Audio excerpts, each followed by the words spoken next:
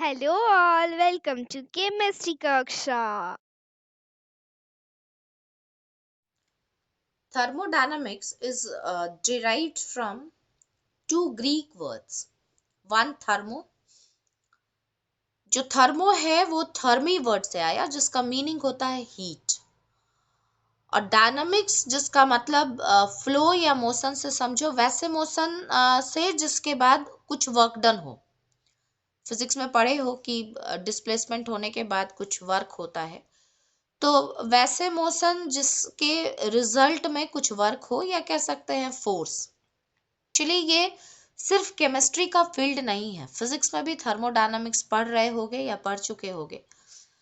Thermodynamics इसीलिए कहते हैं कि ये साइंस का एक कॉमन, जहां फिजिक्स में भी आप इसको अप्लाई कर रहे हैं और केमिस्ट्री में भी इसको आप अप्लाई करेंगे।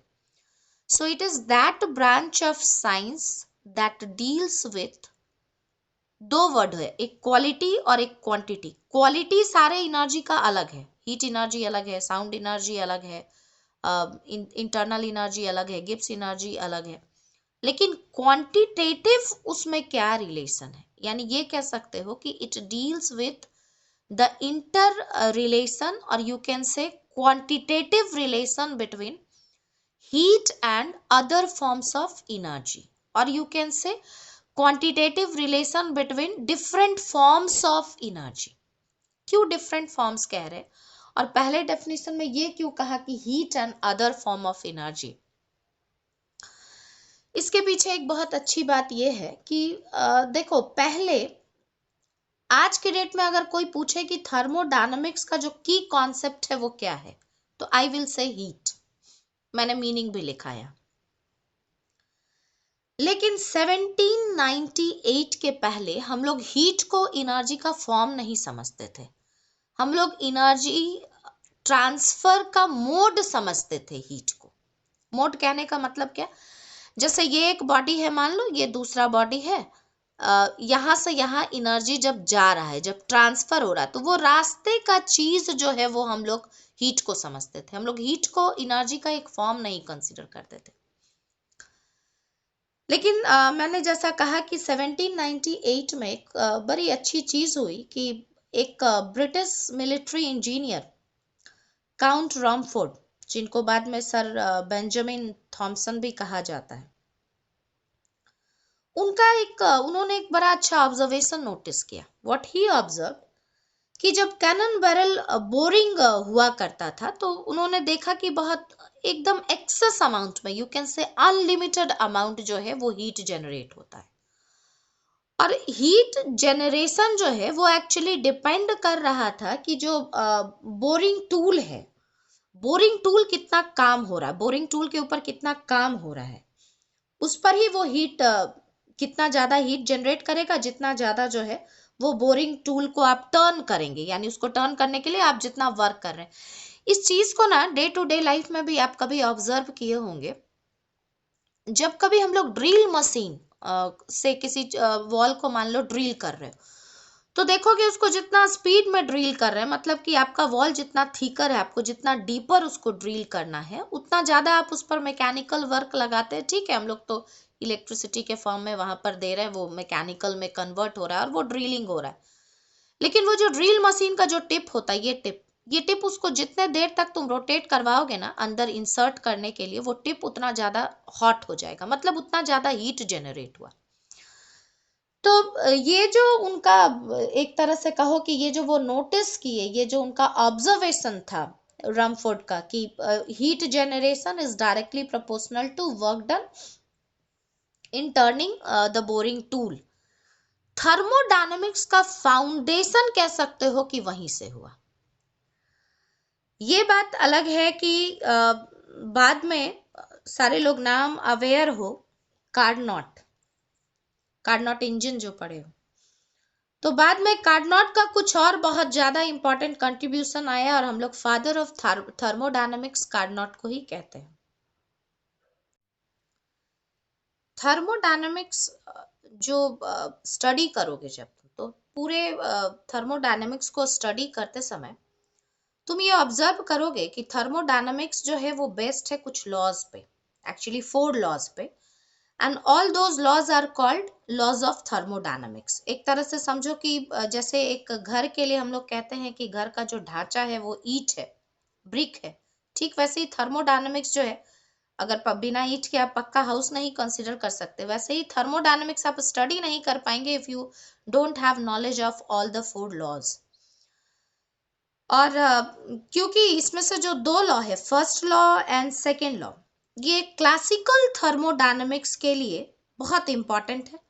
क्लासिकल थर्मोडायनामिक्स जिसको हम लोग इक्विलिब्रियम थर्मोडायनामिक्स भी कहते हैं, जो तुमको एक्चुअली पढ़ना है। हम लोग जो बात करेंगे थर्मोडायनामिक्स, वो क्लासिकल थर्मोडायनामिक्स ही बात करेंगे।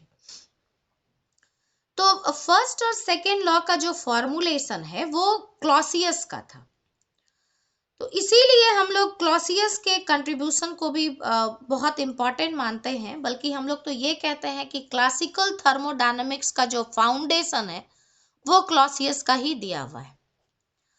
अब सवाल है कि क्यों हम कह रहे हैं कि तुम्हारे सिलेबस में क्लासिकल थर्मोडायनामिक्स ही है, और फिर क्लासिकल थर्मोडायनामिक्स है क्या, और क्या क्लासिकल थर्मोडायनामिक्स के अलावा और भी कोई थर्मोडायनामिक्स है? तो हम कहेंगे डेफिनेटली है।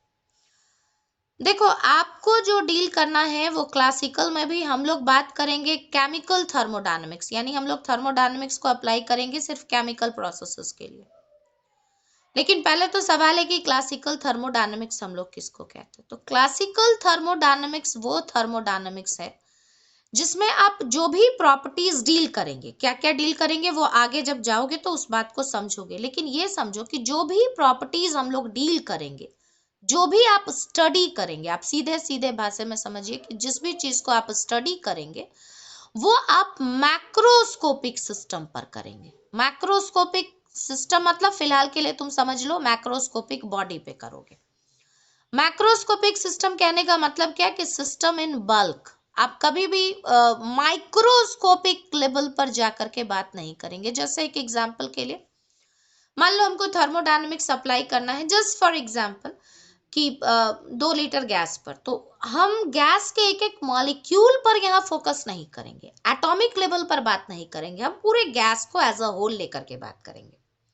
अगर मेरे पास सपोज करो हॉट वाटर है और हमको देखना है कि उसका क्या इफेक्ट होना है, यानी उस पर हम आगे चलोगे तो समझ पाओगे कि क्या स्टडी करना चाहते हैं। तो हम जो स्टडी कर रहे हैं वो पूरे वाटर को एज अ बल्क लेकर के चल रहे हैं, ना कि हम इंडिविजुअल H2O मॉलिक्यूल को कंसीडर करेंगे।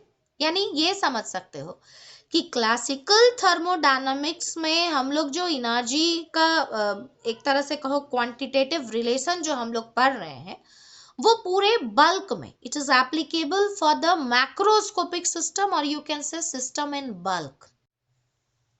दूसरा जो थर्मोडायनामिक्स का ब्रांच है दैट इज स्टैटिस्टिकल थर्मोडायनामिक्स, जिसको कि हम लोग स्टैटिस्टिकल मैकेनिक्स भी बोलते हैं। ये तुम्हारे लेवल के लिए जरा वास्ट है। वास्ट इसलिए है क्योंकि यहाँ पर थोड़ा प्रोबेबिलिटी के कॉन्सेप्ट को लगाते हैं और थोड़ा स्टैटिस्टिक्स लगाते हैं, यानी थोड़ा मैथमेटिकल अप्रोच होता है।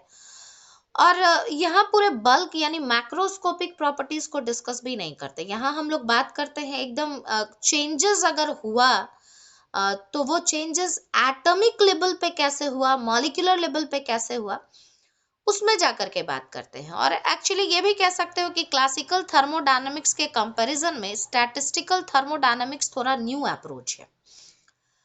लेट 19 और फिर कह सकते हो अर्ली 20 में इस पर जो है वो काम हुआ और आज भी काम हो ही रहा है।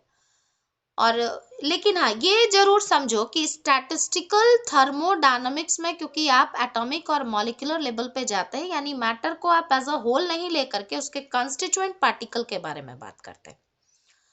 और यहाँ आप कह रहे हैं कि आप मैटर को एज अ होल यानी मैक्रोस्कोपिक सिस्टम मान करके बात कर रहे हैं। तो एक्चुअली होता ये है कि स्टैटिस्टिकल थर्मोडायनामिक्स के स्टडी का जो एक तरह से तुम कह सकते हो कि जो रिजल्ट है ना, वो रिजल्ट क्लासिकल थर्मोडायनामिक्स है, ऐसे समझ सकते हो। तुम्हारे लेवल पे तुम अभी अपने स्टडी को कन्फाइन करोगे क्लासिकल थर्मोडायनामिक्स में, और उसमें भी हम लोग फोकस करेंगे केमिकल थर्मोडायनामिक्स। अब जो सबसे इम्पोर्टेंट सवाल है वो ये कि थर्मोडायनामिक्स को जब हम लोग केमिकल एस्पेक्ट से देखते हैं, यानी केमिकल थर्मोडायनामिक्स जब आप स्टडी करेंगे तो उससे आपको फायदा क्या होगा। यानी एप्लीकेशन क्या होगा थर्मोडायनामिक्स का केमिकल प्रोसेसेस के रिस्पेक्ट में। तो जो थर्मोडायनामिक्स का सबसे इम्पॉर्टेंट जो कह सकते हो कि एप्लीकेशन है वो ये कि जब आप थर्मोडायनामिक्स पढ़ते हैं तो आप ये बता पाते हैं कि whether a given chemical reaction is feasible or not. Feasible means what? Whether it is spontaneous or not. वो होगा या नहीं होगा। And if it is feasible, then up to which extent the reaction will takes place, मतलब कब तक होगा, किस डायरेक्शन में होगा, ये आप पता कर पाएंगे। लेकिन एप्लीकेशन के साथ साथ देयर आर सम लिमिटेशंस, जिसमें से एक लिमिटेशन मैंने पहले ही कहा कि जो क्लासिकल थर्मोडायनेमिक्स हम लोग बात करते हैं, it is applicable only for macroscopic system, यानी पूरे बल्क को आप एक साथ कंसीडर कर रहे हैं, आप इंडिविजुअल एटॉमिक मॉलिक्यूलर लेवल पे क्या हो रहा है ये आप एक्सप्लेन नहीं कर पा रहे यहाँ से। और जो दूसरा लिमिटेशन है वो ये कि थर्मोडायनेमिक्स किसी रिएक्शन के फिजिबिलिटी को प्रिडिक्ट करता है, एक्सटेंट को बताता है, लेकिन वो रेट को एक्सप्लेन नहीं करता। रेट को एक्सप्लेन नहीं करने का मतलब कितने टाइम में एक रिएक्शन कंप्लीट होगा, इस चीज का कोई एक्सप्लेनेशन थर्मोडायनेमिक्स आपको नहीं देगा। इसके एक्सप्लेनेशन के लिए we have another chapter in class 12 that is chemical kinetics. जब हम लोग थर्मोडायनेमिक्स पढ़ रहे हैं तो ये समझो कि थर्मोडायनामिक्स इस पूरे यूनिवर्स को दो पार्ट में कैटेगराइज करता है, मेन दो पार्ट में। अगर पूरे यूनिवर्स के लिए बात करें तो हम कहते हैं यहाँ यूनिवर्स को हम लोग दो मेन कैटेगरी में कैटेगराइज करते हैं। एक यूनिवर्स का वो पार्ट जिस पर आप लगाएंगे थर्मोडायनामिक्स, लग तो जाएगा दूसरे पार्ट पर भी, वो तुम आगे बढ़ोगे तो समझोगे, लेकिन एक यूनिवर्स का वो पार्ट जिसको तुम कंसीडर कर रहे हो, जिस पर तुम फोकस करोगे, जिस पर तुम स्टडी करोगे, ऐसे समझो। जैसे मान लो मेरे पास एक कप चाय है और हम स्टडी ये कर रहे हैं कि सपोज करो तुम पहली दिन ही चाय देखे हो, मान लो हम लोग कहेंगे कि हम लोग तो प्रैक्टिकल एक्सपीरियंस से हम लोग जानते हैं कि चाय को रूम में रखेंगे तो वो ठंडा हो जाएगा, ट्रू। लेकिन मान लो किसी को इतना भी ज्ञान नहीं है, किसी का शॉर्ट टर्म मेमोरी लॉस हो गया और उसको पता ही नहीं है कि चाय का टेम्परेचर क्या है और उसको हम रूम पे रख रहे हैं, तो वो नहीं जानता है कि रूम का टेम्परेचर लो है तो धीरे धीरे चाय ठंडा हो जाएगा। मान लो वैसे किसी आदमी को, या थोड़ी देर के लिए तुम ही खुद को कंसीडर करो कि तुम चाय रखे हुए हो रूम में और तुम चाय पर फोकस कर रहे हो कि चाय अभी बहुत गर्म है, थोड़ी देर के बाद उसका क्या हो जाएगा। तो क्योंकि तुम चाय पर फोकस किए हुए हो, तो जिस यूनिवर्स का वो पार्ट जिसको हम लोग स्टडी करते हैं, जिसको हम लोग फोकस करते हैं, that part of universe is called system. और उसको छोड़ करके यूनिवर्स का रिमेनिंग इंटायर पार्ट, जैसे अगर हम एक कप चाय को कंसीडर कर रहे हैं तो थियोरिटिकली, मेरी बात को ध्यान से समझो, थियोरिटिकली मेरा घर, मेरे पड़ोसी का घर, मेरे अड़ोस पड़ोस का घर, ये हम थ्योरी बात करें। प्रैक्टिकली ये बात बहुत सही नहीं लगेगा, लेकिन थियोरिटिकली पूरा यूनिवर्स, उसके बाद पूरा यूनिवर्स कहने का मतलब है तुम मार्स, नेपच्यून सब कंसीडर कर लो, क्योंकि हम लोग अर्थ पे हैं। तो यूनिवर्स से सिर्फ सिस्टम हटा दो, बाकी जो भी पार्ट बच जाता है दैट इज कॉल्ड सराउंडिंग। लेकिन ये तो थ्योरी हुआ ना, यानी अगर कोई आपसे पूछता है कि सराउंडिंग हम लोग किसको कहते हैं, तो आप कहेंगे universe minus system is surrounding. ये हम कह रहे हैं सराउंडिंग इज व्हाट, यहाँ पे ध्यान दो, surrounding is what, universe minus system. मगर प्रैक्टिकली अगर हमसे कोई पूछेगा कि सराउंडिंग क्या चीज है, तो हम कहेंगे देखो सराउंडिंग वो चीज है जो सिस्टम के साथ दो चीज एक्सचेंज कर सकता है। एक्सचेंज मतलब लेना भी देना भी, इसलिए देखो हम दोनों तरफ एरो डाल दिए, यहां से जाके यहां पहुंचे या यहां से आकर के यहां पहुंचे। और वो दो चीज क्या क्या है, तो वो दो चीज में से पहला तो है एनर्जी, और तुम जानते हो कि एनर्जी जो है मूव करेगा जब, तो वो किस मोड में मूव करेगा ये अब तुम जान रहे हो कि हीट एंड वर्क के फॉर्म में ही एनर्जी एक जगह से दूसरे जगह ट्रांसफर होता है। एक तो एनर्जी और दूसरा मास, इस दोनों चीजों का जो एक्सचेंज है वो सिस्टम और सराउंडिंग के बीच में होता है। अब अगर हम प्रैक्टिकली हम ये बात समझ रहे हैं कि मान लो एक कप चाय छोड़ दो, एक बहुत बड़ा वाटर का टैंक है, उसमें एकदम खौलता हुआ पानी हम रख दिए हैं और वो किचन में रखे हैं, तो वो जो कूलिंग प्रोसेस होगा, कूलिंग के वजह से जो एनर्जी रिलीज होगा, तुम ये बात समझ रहे हो कि वो तुम्हारे पड़ोसी या तुम्हारे पड़ोसी के 4 घर के बाद में उसको गर्मी फील नहीं होगा, क्योंकि तुम एकदम खौलता हुआ चीज अपने किचन में, हम लोग किचन में हमेशा एकदम कुकिंग का काम करते रहते हैं, और वो सारा जो खाना कुक्ड मटेरियल है वो धीरे धीरे कूल होता है, तो किचन का टेम्परेचर जनरली क्या होता है, बाकी रूम के टेम्परेचर से हाई होता है। किचन में जाने से ऐसा तुमको नहीं होगा, जैसे अगर कभी बाथरूम में घुसोगे तो तुमको लगेगा बाकी जगह से वो थोड़ा सा कूलिंग है, क्योंकि पानी का काम वहां हमेशा होता जा रहा है। किचन में जाते हो तो तुमको बाकी रूम के कंपैरिजन में थोड़ा सा खास करके तब जब तुरंत खाना बन ही रहा हो, पक ही रहा हो, उस समय तुमको वो थोड़ा सा टेम्परेचर उसका ज्यादा लगता है, यानी वहां पर जाने से तुमको थोड़ा सा हीटिंग फील होता है। तो प्रैक्टिकली तो यही होता है, प्रैक्टिकली ऐसा नहीं होगा कि हम अपने घर में खाना बना रहे हैं और मेरे 4 घर के बाद वाले घर में जो है वो गर्मी छा जाएगा, ऐसा तो नहीं होगा।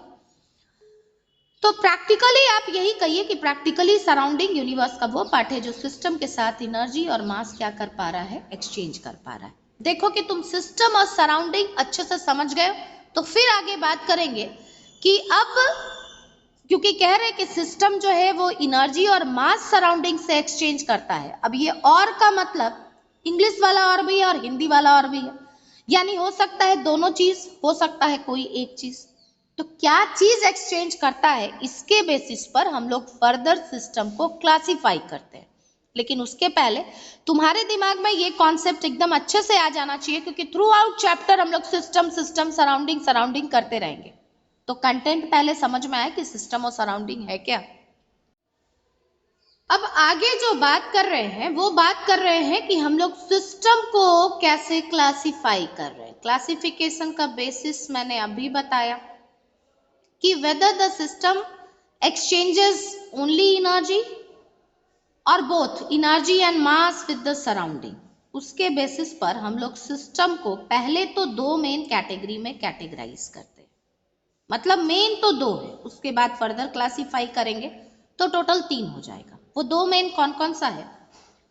एक को कहते हैं आइसोलेटेड सिस्टम। थोड़ा सा ना नाम वाम पे अगर ध्यान दिया करोगे ना तो तुम खुद ही सारा कुछ समझ पाओगे कि हाँ ऐसा क्यों, क्या होगा यहाँ पर, अगर नाम हम अच्छे से समझ पाते हैं। और दूसरा टाइप जो सिस्टम का है that is called non isolated. अभी कोविड में बहुत बार सुने होंगे, सबके कान में ये चीज गया होगा कि इस स्टेट ने इतना आइसोलेटेड वार्ड जो है कोविड के समय बनाया। आइसोलेटेड वार्ड कहने का मतलब क्या? आइसोलेशन का मतलब क्या होता है? सबसे कट जाना, एकदम अलग हो जाना। तो एक आइसोलेटेड सिस्टम कहने का मतलब है वही सिस्टम जो सराउंडिंग से पूरा कट जाए।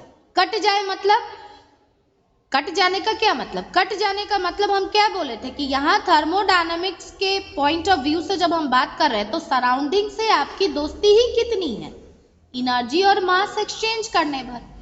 कट जाना मतलब वो जो दोस्ती, वो जो जुड़ाव था, वो जो कनेक्शन था due to exchange of energy and mass, उससे आप कट गए। तो ये कह सकते हो कि एक आइसोलेटेड सिस्टम वो सिस्टम होता है जो सराउंडिंग से कुछ भी ना लेता है ना कुछ भी देता है, मतलब किसी भी चीज का कोई एक्सचेंज नहीं। It does not exchange either energy और मास विथ सराउंडिंग। तुम ये बात पहले देखो, फिर तुमको समझाते हैं कि क्या क्या चीज आइसोलेटेड सिस्टम हो सकता है।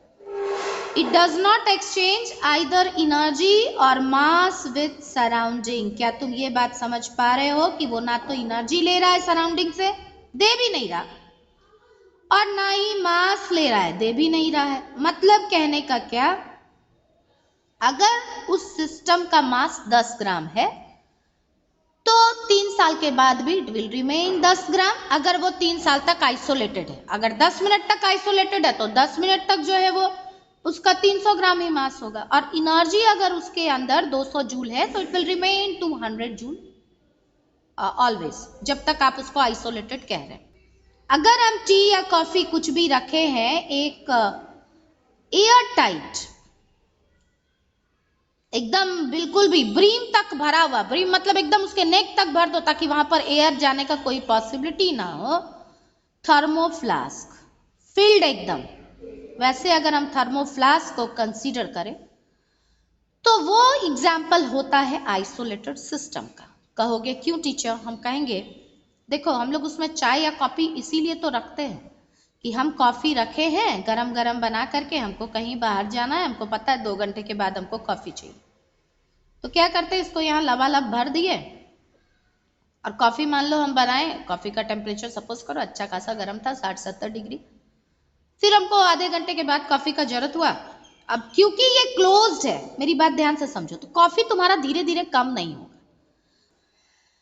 माइन्यूटली अगर तुम ऑब्जर्व करोगे तो तुम ये ऑब्जर्व करोगे कि 2 घंटे के बाद जो है ना वो चाय उतना गर्म नहीं रहेगा जितना तुम एकदम गरम गरम थर्मोफ्लास्क में डाल दिए थे।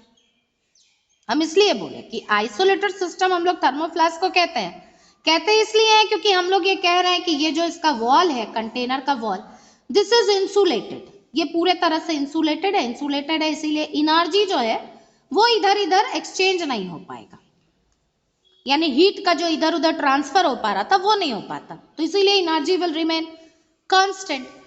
और मास तो इसलिए नहीं क्योंकि ढक्कन ही बंद है, अगर चाय से कोई लिक्विड वेपराइज हुआ भी होगा तो बाहर जाने का स्कोप कहाँ है। रियल सिचुएशन में हम लोग अगर एक एयर टाइट थर्मोफ्लास्क में कॉफी और चाय रख लें या गर्म पानी रख लें और सोचे कि हम 6 घंटे के बाद और 12 घंटे के बाद उसको पिएंगे और वो उतना ही गर्म मिलेगा, उतना गर्म नहीं मिलता है। टेम्परेचर जो है वो थोड़ा सा आपको कम पहले से फील होता है। क्यों? क्योंकि मैंने अभी कहा कि कोई भी वॉल जो है ना वो परफेक्टली जो है इंसुलेटेड नहीं हो सकता। और वैसे भी जब हम लोग किसी भी चीज को ऐसे आइडियली बात करते हैं ना, तो स्टेट्स ऑफ मैटर में भी तुमको बताया है कि जो चीज एग्जिस्ट कर जाए वो कभी आइडियल नहीं हो सकता, वो रियली होगा, उसमें कुछ ना कुछ आइडियल बिहेवियर से डेविएशन ही होगा। तो एक तरह से ये भी समझो कि आइसोलेटेड सिस्टम जो है वो 100% हो पाना संभव नहीं है। अप्रोचिंग टू आइसोलेटेड बिहेवियर आप इसको कह सकते हैं। एक और एग्जाम्पल हम तुमको यहाँ देना चाहेंगे, जो एग्जाम्पल इसलिए बड़ा मजेदार है क्योंकि तुम उसमें सराउंडिंग का कोई स्कोप ही नहीं छोड़ते, और वो एग्जाम्पल क्या है? यूनिवर्स। हम लोग हमेशा कहते हैं कि यूनिवर्स इज एग्जाम्पल, यानी यूनिवर्स को ही अगर कोई सिस्टम मान ले तो वो कहेगा कि ये एग्जाम्पल है आइसोलेटेड सिस्टम का। तो ये क्यों बोल पाते हैं हम लोग इसमें कि universe is example of isolated system? यहां से देखो हम क्या बोले थे, सिस्टम वो है जो सराउंडिंग से एनर्जी और मास एक्सचेंज करता है, आइसोलेटेड सिस्टम वो है जो दोनों में से किसी भी चीज को एक्सचेंज नहीं करता। किसके साथ? सराउंडिंग के साथ। अब तुम देखो, अगर तुम सिस्टम के जगह पर यूनिवर्स रख दोगे तो सराउंडिंग हम लोग कैसे पता करते थे? हम लोग कहते थे यूनिवर्स माइनस सिस्टम। तुम्हारा यूनिवर्स को ही तुम सिस्टम मान लियो, तो यूनिवर्स माइनस यूनिवर्स तुम्हारे लिए सराउंडिंग के लिए बचा लड्डू। जब सराउंडिंग में कुछ है ही नहीं, तुम्हारा सराउंडिंग ही नहीं है, तो एक्सचेंज किसके साथ होगा? इस कॉन्सेप्ट की वजह से जब हम लोग फर्स्ट लॉ भी डिफाइन करेंगे तो तुम देखना वहां पर आइसोलेटेड सिस्टम लिखेंगे या फिर उसको हम लोग यूनिवर्स लिखा करेंगे। तो यूनिवर्स को इसीलिए आइसोलेटेड सिस्टम कहते हैं क्योंकि जब आप यूनिवर्स को ही, इंटायर यूनिवर्स को ही आप सिस्टम कंसिडर कर लेंगे तो फिर सराउंडिंग जैसा कोई चीज बच ही नहीं जाएगा। अब आ जाओ दूसरे कैटेगरी पे, दैट इज नॉन आइसोलेटेड। तो जैसा नाम से समझ में आ रहा है कि ये बिल्कुल भी अलग थलग नहीं है, ये एक जनरल वार्ड है, ये केबिन है जहां आना जाना संभव है, एकदम आइसोलेटेड आपको अलग थलग नहीं रख दिया गया। नॉन आइसोलेटेड सिस्टम यानी ये एक्सचेंज करता है सराउंडिंग से। अब क्योंकि एक्सचेंज करने के लिए यानी लेन देन के लिए आपके पास दो चीज है, एक एनर्जी और एक मास, तो क्या लेन देन करता है, इसके बेसिस पर नॉन आइसोलेटेड सिस्टम को हम लोग फिर से 2 पार्ट में कैटेगराइज करते हैं। One is called open system, another is called close system. और बार बार हम कह रहे हैं कि अगर तुम नाम अच्छे से सीख गए हो तो तुम एग्जाम्पल तो खुद ही दे पाओगे। ओपन सिस्टम का मतलब क्या होता है? खुला हुआ सिस्टम, कोई भी ओपन कंटेनर जिसमें लीड नहीं लगा हुआ है और उसमें किसी चीज को तुम रखे हो तो उसको तुम यहाँ पर कंसीडर कर सकते हो। जैसे एग्जाम्पल के लिए अभी हम तब से कह रहे थे कि मेरे पास 1 कप चाय है, हम चाय को कंसीडर किए हैं सिस्टम। अभी क्या होगा, चाय का टेम्परेचर बहुत ज्यादा था, 80 डिग्री, एकदम गरम गरम चाय था, लेकिन तुम जानते हो कि धीरे धीरे चाय जो है अपना एनर्जी, क्योंकि सराउंडिंग का टेम्परेचर 30 डिग्री था, खास करके अभी के वेदर में जब थोड़ा सा फॉगी वेदर है और अभी तो जनवरी ही चल रहा है, तो ये क्या करेगा, धीरे धीरे जो है एनर्जी अपना क्या करेगा, हीट के फॉर्म में ट्रांसफर किया, यानी तुम्हारे चाय का एनर्जी धीरे धीरे कम हो गया और इसी की वजह से तुम्हारा चाय धीरे धीरे ठंडा हो जाता है, यानी एनर्जी का तो एक्सचेंज हो गया। उल्टा कोई कहता कि एनर्जी तो यहाँ सिस्टम से सराउंडिंग में गया, क्या सराउंडिंग से सिस्टम में नहीं आएगा? हम कहेंगे आएगा। तुम आइस रख लो या एकदम ठंडा पानी रख लो, बॉटल से एक ग्लास में रखो ठंडा पानी, एकदम कोल्ड वाटर, और ये हॉट वेदर है, मतलब गर्मी का दिन है, एकदम स्क्रॉचिंग समर, तो क्या होता है, ठंडा पानी तुम यहाँ पे तो रखे थे कि एकदम ठंडा वाटर, कोल्ड वाटर, क्या होता है धीरे धीरे स्टील के ग्लास में या कांच के ग्लास में रखते हो, धीरे धीरे आधे घंटे 1 घंटे के बाद जब तुम उसी पानी को पीने आते हो तो तुमको उतना ठंडा नहीं लगता जितना तुम फ्रीजर से निकाल करके वहां पे रखे थे। तुमको पानी जो, या कोल्ड ड्रिंक सबसे अच्छा एग्जाम्पल है कि कोल्ड ड्रिंक लाओ, उसको ग्लास में डालो, छोड़ दो कि 2 घंटा के बाद पीते हैं, बस वो कोल्ड ड्रिंक तुम्हारा जो है हॉट ड्रिंक बन जाता है, क्योंकि जो रूम का नॉर्मल टेम्परेचर है उस टेम्परेचर पर धीरे धीरे वो आपका सराउंडिंग जो है वो हीट है, तो आपका सिस्टम धीरे धीरे जो है यहां से एनर्जी एब्जॉर्ब करेगा, और अगर सिस्टम एनर्जी एब्जॉर्ब करेगा तो जाहिर उसका टेम्परेचर पहले के कंपैरिजन में राइज कर जाएगा। तो एनर्जी एक्सचेंज तो चलो सबको समझ में आ गया। अब सवाल है कि मास एक्सचेंज कैसे हो रहा है? हम कहेंगे देखो, क्योंकि ये कंटेनर जो है वो तुम्हारा ओपन था, 2 तरह से समझो। पहले तो हॉट वाला केस समझ लो कि कंटेनर आपका अगर ओपन है और इस ओपन कंटेनर में हम ये चीज कहना चाह रहे हैं, अब सवाल है कि मास का क्या? हम कहेंगे देखो, कभी बहुत गर्म चाय कप में देखे होगे और उसको थोड़ा सा तुम बहुत गर्म मान लो नहीं पीते हो, तुम थोड़ा सा ठंडा चाय पीते हो, तो तुम क्या करते हो, वो ओपन कप में लाए और उसको जो है थोड़ी देर के लिए छोड़ दिया, ठीक है, थोड़ा टेम्परेचर एनर्जी जो है वो लॉस हुआ और उसके वजह से जो है तुम्हारा चाय का टेम्परेचर थोड़ा कम हो गया और तुम पीने के लायक हो गया। लेकिन ध्यान से कभी कप को देखना, ये अगर आपका कप है तो तुमको ना यहाँ पर एक मार्क दिखता है, थोड़ा सा चाय का जो निशान था ना वो तुमको थोड़ा सा दिखेगा और ऐसा फील होगा कि शायद चाय थोड़ा सा कम हो गया, थोड़ा बहुत हल्का। क्यों कम हो गया? क्योंकि टेम्परेचर ज्यादा था, वाटर जो है इसका लिक्विड एवापोरेट हुआ, और एवापोरेशन, और ये चीज को देख पाते हो एकदम गर्म चाय में, ये एवापोरेशन तुम समझ पाते हो, तुमको समझ में आता है कि वाटर वेपर जो है वो एवापोरेट हो रहा है, गर्मी जो है बाहर आ रही है, तो ये जो एवापोरेशन ये हॉट वाटर में भी तुमको समझ में आता है। एकदम गर्म पानी अगर तुम करके रखे हो तो तुम देख पाते हो कि इससे वाटर वेपर जो है एवापोरेट हो रहा है, तो वो जा कहाँ रहा है? ये तुम्हारा सिस्टम हुआ, सिस्टम को छोड़ करके बाकी सब सराउंडिंग है, यानी मास भी जो है वो सराउंडिंग में जा रहा है। यानी अगर मेरे पास कोई ऐसा एपरेटस होता जो कि बहुत सोफिस्टिकेटेड होता, बहुत माइन्यूटली वो मास को ऑब्जर्व कर पाता, तो हम पहले मास लेते कब का और अभी बाद में लेंगे तो दोनों में थोड़ा डिफरेंस आता, स्लाइट डिफरेंस, बहुत स्लाइट डिफरेंस लेकिन आता। अब दूसरे तरह से समझो, मान लो ये बात नहीं समझ में आ रहा, ये वाला चीज ना पहले जब लोगों के घर में सीमेंटेड वाटर टैंक होता था ना तब भी ये बात समझ में आता था कि वाटर टैंक रात भर के बाद जब सुबह में जाते थे लोग उसको देखने के लिए, तो देखते थे कि पानी के टंकी का लेवल, उसको ना यहाँ पानी का लेवल दिखता था, पानी का निशान बन गया, पानी थोड़ा नीचे आ गया, तो रात भर में जो एवापोरेशन हुआ, खास करके समर सीजन में तुमको ये ज्यादा समझ में आएगा क्योंकि rate of evaporation will be higher. और इसको और अच्छे से समझ सकते हो, एक ग्लास में थोड़ा ही सा पानी डालो, 1-2 चम्मच, और जो है उसको समर सीजन अगर है तो जल्दी ही समझ में आ जाएगा, उसको छोड़ दो। मान लो एकदम तुम्हारा गर्म पानी था, 1-2 चम्मच उसको तुम ग्लास में डाल करके छोड़ दिए, तो 2 घंटे के बाद जब गर्मी में आओगे तो एक तो देखोगे कि पानी का टेम्परेचर कम ज्यादा तो समझ में ही नहीं आएगा, इसलिए क्योंकि तुम्हारा पानी जो है वही एवापोरेट हो चुका होगा, ग्लास पूरा सूख चुका होगा, यानी मास तो सराउंडिंग में गया। और दूसरा एग्जाम्पल भी समझ सकते हो कि ये सराउंडिंग में गया, सराउंडिंग से आने का क्या केस है? हम कहेंगे देखो, एक ओपन सिस्टम को कंसीडर करो और एक क्लोज सिस्टम, ये मान लो स्टील का ही एक केन है लेकिन ये एयर टाइट है, ठीक है, एकदम अच्छे से, या एयर टाइट नहीं भी है, स्टील का केन कौन सा एयर टाइट होता है, लेकिन उसका लीड जो है वो क्लोज्ड है, बंद है, और इसमें भी हॉट वाटर है, एकदम यहां तक भरा हुआ हॉट वाटर, क्योंकि ये स्टील है और ये वॉल जो है वो तुम्हारा नॉन इंसुलेटिंग है, तो धीरे धीरे ये ठंडा हो जाएगा. After some time you will find that water become cooler. इसका मतलब है एनर्जी जो है वो सराउंडिंग को गया in the form of heat. Surrounding को एनर्जी चला गया, इसीलिए तो ये ठंडा हो गया है. तुम्हारा पानी जो है वो ठंडा हो गया. लेकिन यहाँ पानी कम नहीं होगा, इंक्रीज भी नहीं होगा. मान लो बाहर रख दी और बारिश होने लग गई, तो भी अगर इसमें 1 लीटर वाटर था तो इट विल रिमेन 1 लीटर, ना कम ना ज्यादा. क्यों? बाहर से बारिश हुई तो भी अंदर आ नहीं पाएगा, क्योंकि तुम लीड को अच्छे से बंद किए हो, ढक्कन को अच्छे से बंद किए हो. और जा भी नहीं पाएगा, क्योंकि जब ये हॉट था तो वाटर एवोपोरेट जरूर हुआ होगा, लेकिन एवोपोरेट होकर के वो कहाँ गया होगा? वो ढक्कन के पास ही तो गया होगा, लीड के पास ही गया होगा.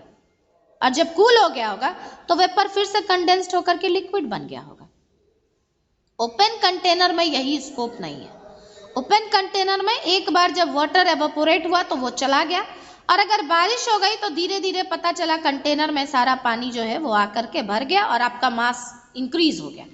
तो यानी आप कहते हैं ओपन सिस्टम वो सिस्टम है which can exchange both energy and mass with surrounding, और क्लोज सिस्टम वो सिस्टम है which can exchange only energy with surrounding. सिर्फ एनर्जी का एक्सचेंज ये करता है, ओनली एनर्जी विथ सराउंडिंग. और एग्जाम्पल में हम क्या बोले हैं कि अगर आप किसी भी चीज को एक क्लोज कंटेनर में, जैसे मान लो हम कहते हैं water in a closed steel can, so that is example of close system. और अगर हम यही चीज कहते हैं ओपन स्टील केन या ओपन कंटेनर, ओपन वेसल, तो वो एग्जाम्पल हो जाता किसका? ओपन सिस्टम का. अगर कोई तुमसे पूछे बताओ पॉन्ड या रिवर या एक नाला, खुला हुआ नाला, ओपन ड्रेनेज सिस्टम, या मान लो तुम्हारा समुद्र, ये सब किसका एग्जाम्पल है? आइसोलेटेड का, ओपन का या क्लोज्ड का? तो क्या बोलोगे? यस, बिल्कुल ओपन सिस्टम, क्योंकि वो जो तुम्हारा पॉन्ड है और तुम्हारा जो सी है, जाहिर है पॉन्ड का वाटर एवोपोरेट होता है, बारिश होता है तो फिर उसमें पानी आ भी जाता है, यानी मास इंक्रीज एंड डिक्रीज. टेम्परेचर भी एकदम, तुम दोपहर के समय जाओगे गर्मी में तो थोड़ा सा पानी का टेम्परेचर ज्यादा रहेगा, और एकदम ठंडी में जाओगे तो हम लोग ऐसा भी बोलते हैं कि सरफेस जो है कहीं कहीं पर जहाँ बहुत ठंडा पड़ता है वहाँ सरफेस जो है वो फ्रीज हो जाता है और नीचे जो है वो लिक्विड वाटर ही रहता है. तो जाहिर है वहां पर एनर्जी भी एक्सचेंज हो रहा है, मास भी एक्सचेंज हो रहा है. सो that is example of open system.